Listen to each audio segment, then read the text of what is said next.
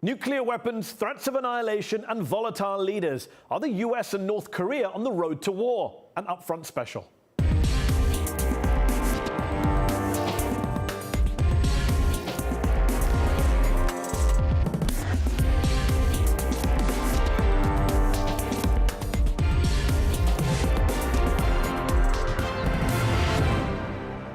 Fire and fury like the world has never seen. That was Donald Trump's promise should North Korea issue any more threats towards the United States.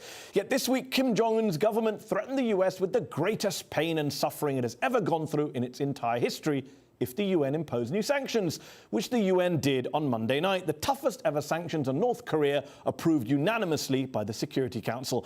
So how close are we to all-out nuclear war? Or is there a viable diplomatic solution to this crisis?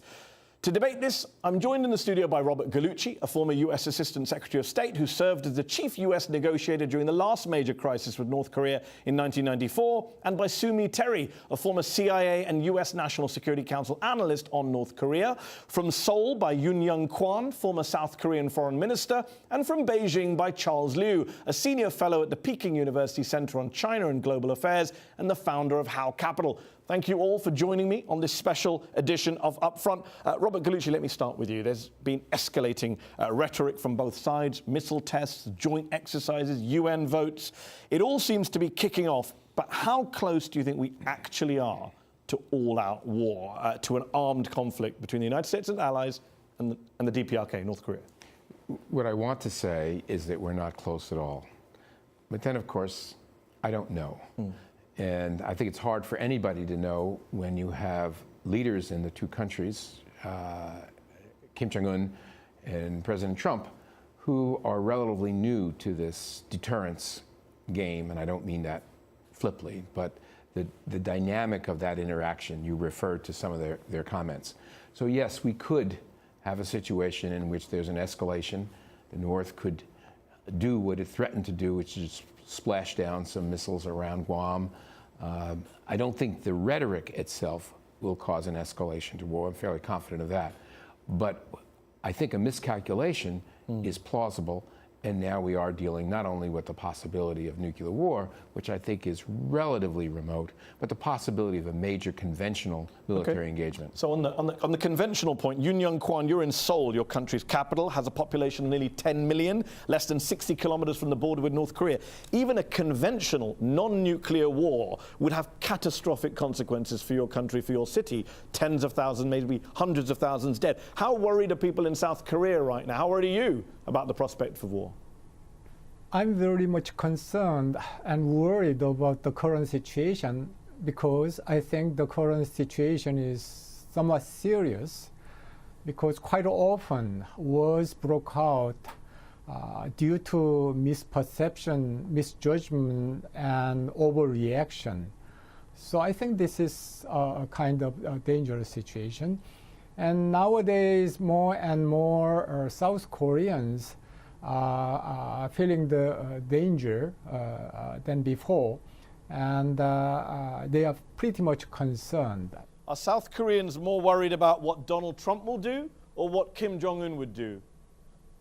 I think we are concerned about North Korean rhetoric. I mean, they are the only country which says and threatens the United States. And it's a kind of violation of so-called a sort of code of conduct among nuclear powers. And this kind of behavior is very dangerous, and this will make American policymakers as well as Korean policymakers very much concerned and worried. Charles Liu, what's the mood in China? Are people in the West getting unduly upset, concerned, hysterical, or is there a real danger of war in that part of the world? I go back to your previous question. I think one has to think also about the fact that a certain American president some years ago declared an axis of evil. Whether or not that was the beginning of the bad rhetoric, one doesn't know. But as far as China is concerned, there is the short term, the medium term, and the long term. And the key to long term strategic peacefulness or stability and security for North Asia would depend on whether or not the US and China, covering 80%, and 20% Russia, come to some understanding of North Asian or Northeast Asian stability. The fundamentals are really great power politics, unfortunately. Whether or not there's war, the people in China certainly don't think it is imminent. The only issue here is whether or not Korea, Republic of Korea, actually has a say on whether or not there is war, whether or not Donald Trump would just decide to do something himself. Let me bring in Sumi Terry. You were in the CIA back in 2002. Charles mentioned the axis of evil speech when North Korea was added to Iran and Iraq at a very late stage. Do you think that's where it all went downhill from there, or does it predates 2002? It predates because the North Korean nuclear crisis really began in early 1990s. So that's way before President Bush ever uttered the words axis of evil. But I don't want to necessarily sort of go into the blame game, because this is where still we are where we are. And where we are is North Korea is close to completing the nuclear program, completing the nuclear perfecting the nuclear arsenal with 2 intercontinental ballistic missile tests and now 6 nuclear tests. And the United States still have very limited options to do something about this. But in terms of axis of evil speech, I don't think it was unfortunate. I'm not happy that President Bush ever uttered those words, but I don't think that's the reason for where we are where we are right now today. If you had to put your finger on the number one reason where we are where we are, what would you say? I say Kim Jong-un and North Koreans want to build nuclear weapons program completed now because they see nuclear weapons is the ultimate way for the regime to survive. And they now are not going to give it up for probably any reason, because again, they see having nuclear weapons though as the ultimate guarantee for their survival. So I do want to have a discussion with you all about kind of what is the solution to this, if there is a solution. But before we get there, I am a journalist. I do like blame games. So let me bring in Charles Liu in Beijing. Sumi Terry mentioned earlier when I asked her to pinpoint where, if she had to point the finger at a single factor, person, issue for blame, at Kim Jong-un, which a lot of people would do. Is that a view you share? I think the blame really has to be shared. Just looking at what President Trump has been saying, or going back to Bush calling axis of evil, the process was actually positive for quite some time until I think the Kim family saw what happened to the other members of the axis of evil. I don't think what happened in Iraq or Libya really lent them much confidence to what potentially could happen to them if the U.S. continued its policy of regime change in countries with countries that they don't like. Let me put your regime change point to Sumi. Every time there's any kind of talk of North Korea giving up its nuclear weapons program, its nukes, etc., the North Koreans publicly, repeatedly point to Iraq and Libya as examples of what happens to a country if it can't defend itself when the United States wants to change the government.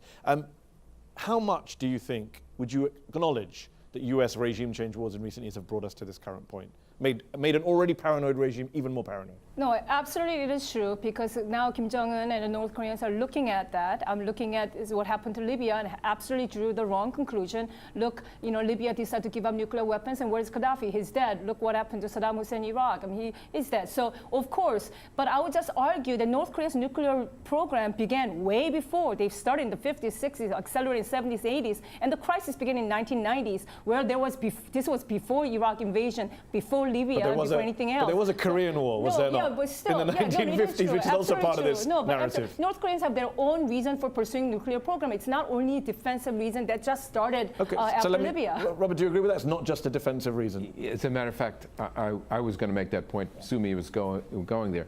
We like to say, those of us who favor negotiation, and I'm the one who's done it and I do favor negotiation as a way of dealing with this well before the use of force. However, as we note that the North Koreans have concerns, and one might say reasonable concerns, about the United States using force to change their regime, therefore looking to nuclear weapons as a way to deter the United States, that's a rather happy interpretation of North Korean motivation. The North Koreans also quite hate the U.S. ROK alliance. They are very upset at those military exercises we conduct jointly all the time, and they would like to unify that peninsula if it was possible under a North Korean regime. That's not plausible when South Korea is aligned with the United States of America. Cracking that alliance would have certain special appeal. So I'm not saying this is the reason, therefore there can be no normalization, but I am suggesting to you that we be realistic about North Korean motivations and that they include perhaps some thinking about separating Seoul from Washington as well. I would 100% agree with Okay, that. and yet given that analysis, let me read to you what James Clapper, Obama's Director of National Intelligence until very recently, the North Koreans are not going to give up their nuclear weapons. It's a non-starter. So given what you're saying about the possibility of an offensive use or, dominating the peninsula, is containment of a nuclear North Korea now the best bet, living with a nuclear-armed Kim Jong-un, or is that a non-starter too, from the US perspective? That may be the key question from an American perspective. Right now, Americans, particularly the leadership at defense, at state, at the NSC, and the president himself, the key question is, will we, the United States, live with the threat of nuclear annihilation in the hands of Kim Jong-un the way we have lived with the Soviet threat, the Russian threat, the Chinese threat? And my view is that when the option is only the use of force, which can lead to a second Korean War, we ought to think about just shoring up deterrence and going with containment. But I hasten to add, we have not exhausted a negotiated route, and I do not share General Clapper's view that we can forget about a non-nuclear Korean peninsula. I do believe in the long term, normalization is possible. You believe that it's still possible for North Korea to give up those nuclear weapons? I do. Sumi, do you agree with that? I think it's highly unlikely that they will give up nuclear weapons. Okay, let's go to Seoul. Yeah. Let me ask, can South Korea live with a nuclear-armed Kim Jong-un? No, we cannot tolerate that.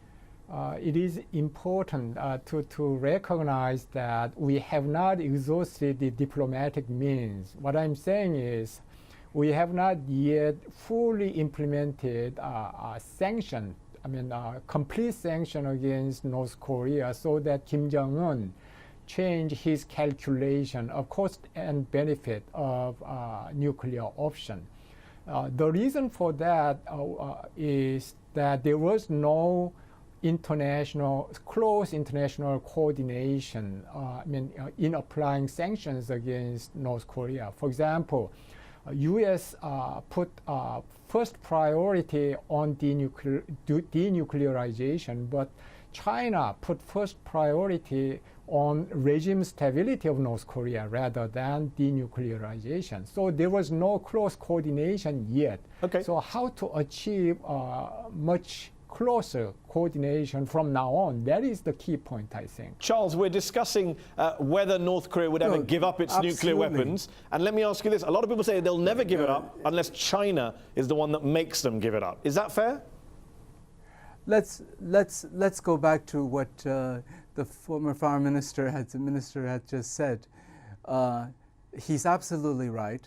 China looks at the stability of the regime as much more important than denuclearization. The stability of the regime, if you talk about a regime change, if you continue to press for further sanctions, if you start taking fuel out and foodstuff out, you're looking at regime collapse. Is that something we want to see? 20 million well-indoctrinated people with 1.5 million in the armed forces, well weaponized, started crossing the border, both South Korea and China. You tell me the one thing you'd like the US to do right now, and then I'll ask our two US reps here what they think China should do. I think at least, as China has been saying all along, engage, engage, engage, and not pour more fuel on the fire. Okay. Fire and fury, Indeed. Do we need that right now? Sumi, what should China be doing? We heard from Charles what he thinks the US should be doing. I understand what he was saying about China's interest and priority, and China wants to avoid instability and regime collapse in North Korea. But China needs to see that we do not have much time left. And does China really want nuclear North Korea? What does that mean? That means possibly nuclear arms race in the Northeast Asian region, with South Korea possibly going nuclear, Japan following. There's potential nuclear proliferation. Now we're very close to conflict more than ever before. I still think it's unlikely, but we are there. China is #1 trading partner for South Korea. The trade volume between China and South Korea is double that of South Korea, US, South Korea, Japan combined. China needs to have, I think, they need to just sort of understand that there's interest and priority of just supporting North Korea, giving blank check to North Korea has not worked. And we're now at the close to the end game here, and I think China needs to reevaluate. But hold on, you said earlier about the regime change wars being a problem, and Charles has talked about the need to engage. You said last week in an interview, I'm all for information warfare. We need to help the people of North Korea rise up. That's the long-term game. The North Korean people bring about the change we need. You can't really engage with North Korea if you're also encouraging regime change. I'm not a promoter of engagement dialogue, only because I feel are you a promoter of regime change? Do you think that helps in the current crisis? No, not in terms of United States doing decapitation of regime, but supporting the people rise up. But supporting people of North Korea, because the long-term game here is that we need a different regime to bring about non-nuclear North Korea, because Kim Jong-un is built on completing the program, and the only way to do that is to help people of North Korea bring about the change. Do you agree with that, Robert? No, I don't think I do quite the way Sumi has just laid it out. I do think, as I've said a couple of times, that there are possibilities for making movement with negotiations. I certainly do believe and like to accept your invitation to note to my colleague in China that the Chinese position has been, for me, a tad conservative. Given what he has said, and we understand to be Chinese interests in the continuation of that regime, we do not know, I do not know, whether the next thing that happens will be a North Korean provocation and an American response, which will bring American military and naval assets to the doorstep of China. That cannot be what the Chinese want next. And I would suggest that they should think about taking some risks in the direction of increased pressure. At the end of the day, though, I don't know that China will do that. And I think we still need to answer the question, will the United States and should the United States tolerate for now the continued fielding of this capability to strike the United States with an ICBM which the Americans cannot shoot down? Charles, briefly, do you want to respond to that? Yes, Robert, I support your discussions about your comments about engagement. Absolutely, there is still a chance. But I have to say, in China's case, bringing more American weapons or ships and planes to Chinese waters or Chinese border is nothing new for China. 13th Fleet has been there for a long, long time. China has been surrounded by the first island chain. I don't think it makes much difference if you bring a couple more nuclear carriers over. The key for China is stability. Stability so countries in the region can grow. As for Sumi's discussion about, China must do more and that there will be a nuclear arms race, it comes back to my point. Whether or not there will be a nuclear arms race in North Asia will also depend on whether or not the U.S. want that to happen. On that note, Charles, so on that note, China and the U.S. Okay, on that note, let me ask Young Kwan in Seoul. I think, the defense minister in South Korea recently said the U.S. should perhaps review its decision on whether or not to deploy tactical nuclear weapons to South Korea. Is that something you support? Many would say that that would be just ratcheting up the conflict to the next level. I think we, South Korean government and people, have to consider that option, as well as nuclear development of ourselves. Because if we accept North Korea as a nuclear power, there should be serious imbalance, military security imbalance between the North and South. And South Koreans will feel threatened, and that naturally lead to their consideration of nuclear option or redeploying tactical nuclear weapons. I think China had better think about whether that kind of nuclear proliferation in this region will be beneficial for their own long-term security interest. I think China will suffer from that kind of new situation caused by North Korean nuclearization.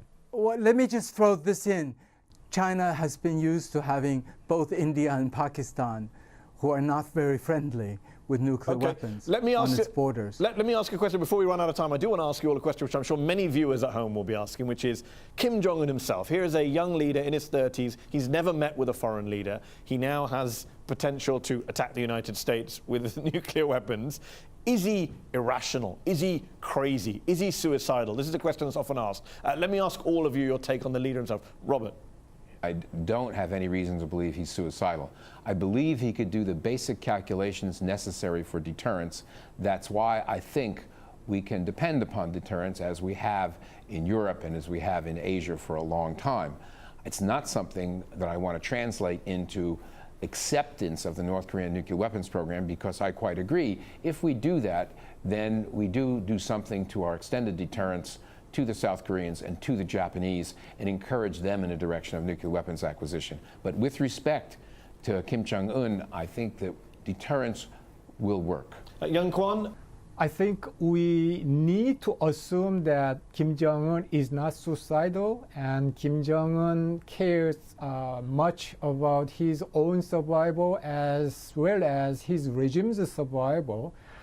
I think under that assumption, I think we need to send a clear signal to North Korea. For example, what we want is policy change, not regime change, or a preventive war. So I think we need to send a clear signal consistently that we need policy change, and if they change their policy, we will provide some security guarantee or regime stability. We will help them a lot.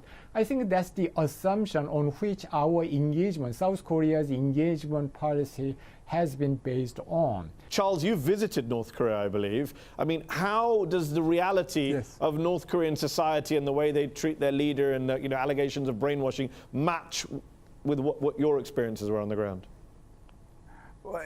I think much of the propaganda that we see coming out of Korea is really for domestic consumption. I think it's to maintain, of course, the nuclear deterrence is to maintain the regime and himself and his family and his cohorts. But the other part is really for domestic consumption. There has been significant transformation. I wouldn't say transformation yet, but changes in North Korea. The situation seems to have improved. And there seems to be much more interest in the basic economic livelihood of the population. So it's a carrot and stick. But Charles, just to take Robert's point, livelihood. do you believe deterrence can work between a nuclear-armed North Korea and a nuclear-armed United States under Kim Jong-un and Donald Trump, by the way? I wouldn't say Donald Trump is a very good example of what the American presidency's strategic vision is. But as far as the North Korean side, I think nuclear deterrence certainly will work, especially if it's guaranteed by the US, China, and Russia. Okay, Sumi, I mean, I asked a question to the other three guests about Kim Jong-un's rationality. Let me ask you about his and Donald Trump's rationality. You've worked in the CIA and the National Security Council. If you were in government right now, you'd be trying to give advice to President Trump, a former property developer and reality TV star, about perhaps the world's biggest crisis. How would you feel about that? Would that fill you with confidence? No, it doesn't. But I would echo what everybody said. I do think that Kim Jong-un is ruthless. Actually, he's more ruthless than even his father. Just to see, when we look at how he assassinated Chang Song-taek, his uncle, and his half-brother. But he's ruthless, but he's not suicidal. I don't think they're ideological. He's all about region preservation. So I do think ultimately deterrence and containment could work with nuclear North Korea. But I just want to point out the problem with that, there's one problem with that, is because it's not just about survival. North Korea's long-term goal is to get US forces out of the Korean Peninsula and then to be able to, so I'm worried about nuclear blackmail in terms of living with nuclear North Korea. And I'm going to give last word to Robert Gallucci. Trump and Kim, both of them, Trump talked about getting in a room with Kim, meeting with Kim. Do you think that's ever going to happen? Trump and Kim, what could possibly go wrong? It seems to me that we are in a very dangerous situation, as Sumi has said, and we are in large part because of the leadership in both countries. And I'm including my own. the president has been volatile on any number of issues, including this one, and I would like that tone to go down. We have a huge discount factor that you apply and I apply to everything that comes out of Pyongyang. We shouldn't have that with what comes out of Washington. And on that note, we'll have to leave it there. Thank you all for joining me on this special edition of Upfront. That's our show. Upfront will be back next week.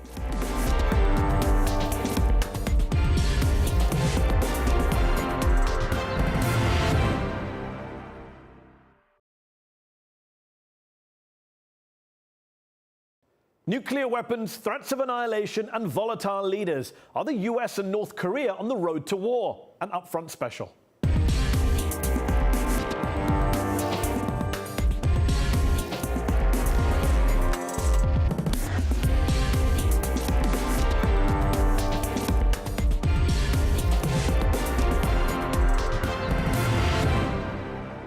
Fire and fury like the world has never seen. That was Donald Trump's promise should North Korea issue any more threats towards the United States.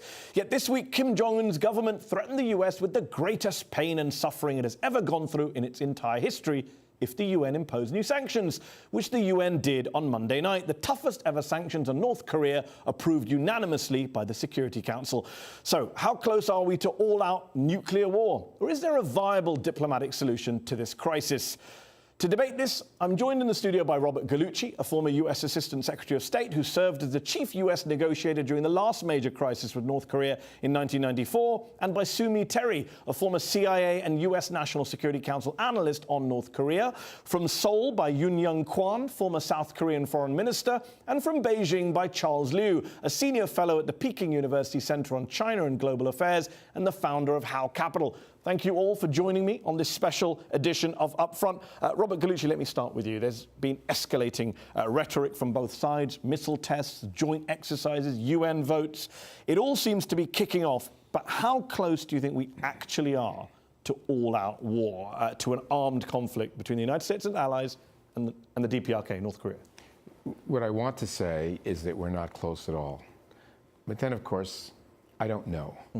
And I think it's hard for anybody to know when you have leaders in the two countries, Kim Jong-un and President Trump, who are relatively new to this deterrence game, and I don't mean that flippantly, but the dynamic of that interaction, you referred to some of their comments.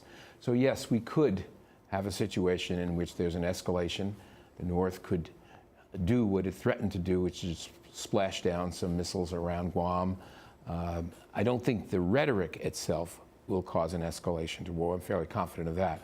But I think a miscalculation is plausible, and now we are dealing